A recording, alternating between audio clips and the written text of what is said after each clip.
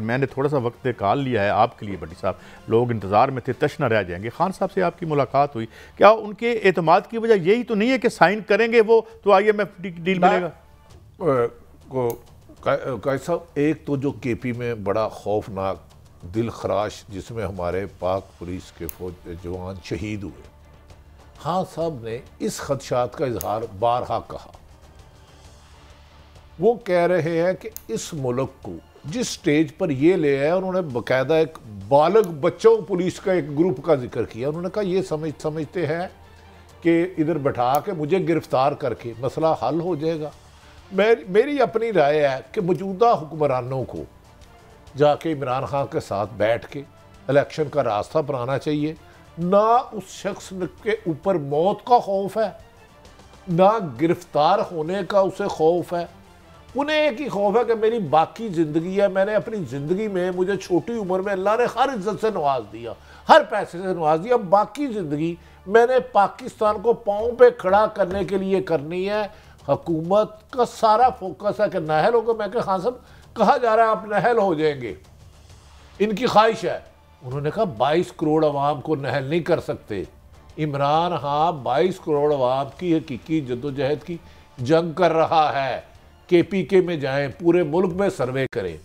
मौजूदा हुक्मरानों के पास एक ऑप्शन है और आईनी कानून के इलेक्शन में चले जाएं। कादी साहब, ना इमरान खान ने इनसे डरना है, ना गिरफ्तारी से, ना मौत से, ना क्रैकडाउन से। और वो जो इन इम्पोर्टेड हुक्मरानों के पसे पर्दा जो आसफ अली जरदारी साहब की उन्होंने खुसूसन बात की। अच्छा, आपने कुछ सख्त सवालात भी किए मैशत के हवाले से कि आप क्या करेंगे, वो भी जरा बताएं। नहीं देखिए, उन्होंने उसी का उन्होंने कहा ये 9-10 माह में जिस तबाही के दहाने इन्होंने खड़ा कर दी है, हमें उसके लिए दिन रात मेहनत करनी होगी, बड़े फैसले करने होंगे और जिन्होंने NRO लिया उसको भी ख़त्म करना होगा। उनके ख्याल में तो कादी साहब एक ही तरीका है, वो कह रहे हैं ये अब मुल्क की बका का मसला।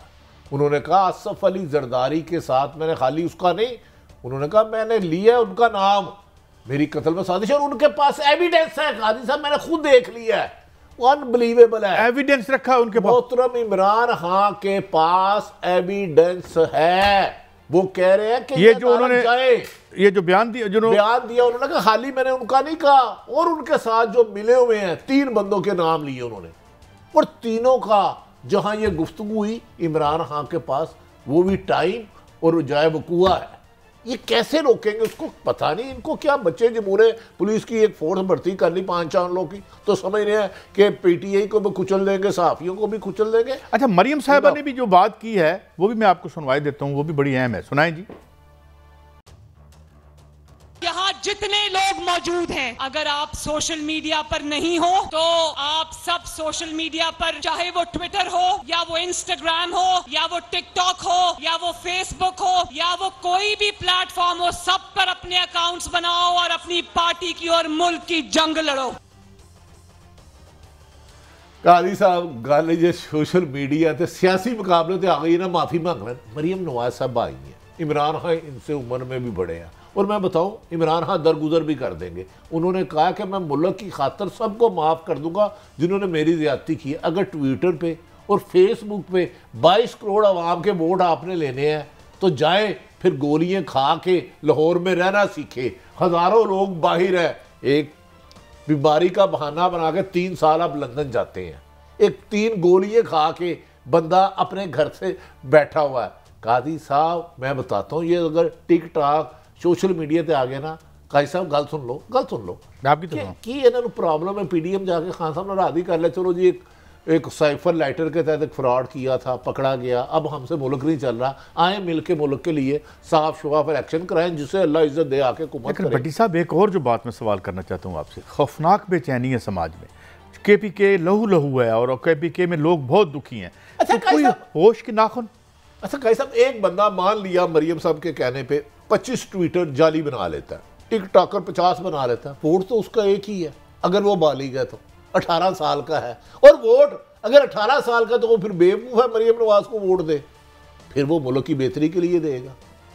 देखिए ना, बच्चों को खिलौनों से बहलाया जा सकता है, लेकिन बच्चों का वोट लेना। भाई साहब, मेरा सवाल आधा था, मुझे ये बताएं कि ये अगर हमें मिलता है, इसके बावजूद 42% फूड इन्फ्लेशन है, और उस ये अगर ऊपर जाती है, लाइनें लगी हुई हैं आटे के लिए, तो यार ये क्या बैठे हुए हैं। अभी मोहतरम हफीज पाशा साहब ने फरमाया खाने पीने की 42%, क्या डू यू थिंक इसका अफेक्ट मोहतरमा मरियम नवाब और उनकी फैमिली को या जरदारी फैमिली को होगा? चले 42% बढ़ गया, आज के बयानिए में 52% बढ़ गया। आज के बयानिए में उन्होंने सारा इल्जाम जो है वो पिछली गवर्नमेंट को दिया कि शहबाज शरीफ साहब की वजह से ये कीमत नहीं बढ़ रही, इमरान खान साहब की वजह से बढ़ रही। आजकल वैसे वजीर आज़म किसका नाम है? वो तो शहबाज शरीफ साहब ही हैं। अच्छा, जब ये आई अगले दिन इन्हें 35 रुपए की सलामी किसने दी? क्या दी? सलामी क्लोजिंग मुझे करना है। चलिए भट्टी साहब की खबर भी आ गई, कल फिर आपसे मिलेंगे, इजाजत।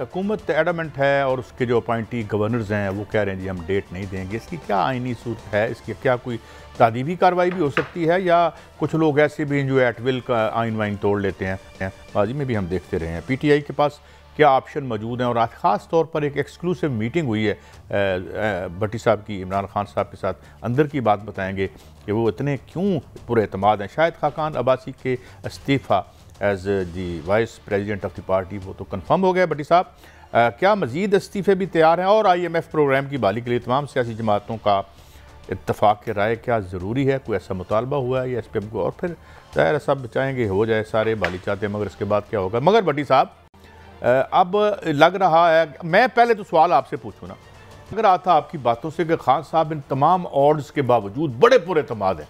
उनके इत्तेमाद की वजह क्या है? बिस्मिल्लाहिर्रहमानिर्रहीम। भाई साहब, मैं आपको ईमानदारी से कह रहा हूं, हमने सारी उम्र जर्नलिज्म की है।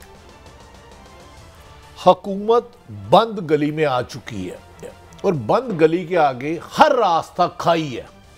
मैं इनसे एक अपनी राय दे रहा हूं। मैंने इमरान खान को पुरज़म, पुरएतमाद और एक जीता हुआ सिपा सलार के तौर पर आज देखा है।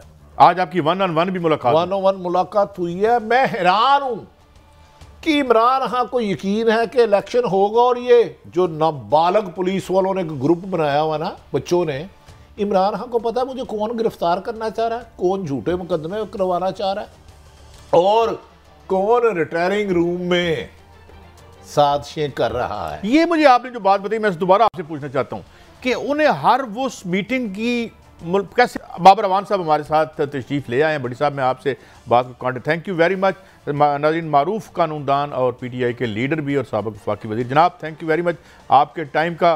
बाबर अवान साहब, ये क्या कोई at your sweet will, thank you, at your sweet will आप आइन को मौखर कर सकते हैं, या ये जो गवर्नर साहिबान नहीं दे रहे डेट, तो ये कोई लूज कानून है, क्लियर नहीं है, या इसकी कोई क्या सिलसिला हो सकता है कानून में? अच्छा बाबर साहब, मैं माफी चाहता हूं, मैं शुरू करूं। एक तो जिस तरह आपने फवाद चौधरी का दबंग केस लड़ा और ताकतवर हलकों को गैर आईनी काम से रोका, इसकी आपको मुबारकबाद। लोगों का ख्याल था कि फवाद चौधरी साहब की कम से कम 2 साल 2 महीने मिनिमम जमानत नहीं होगी, तो इसका आपको क्रेडिट ना देना नाइंसाफी होगा।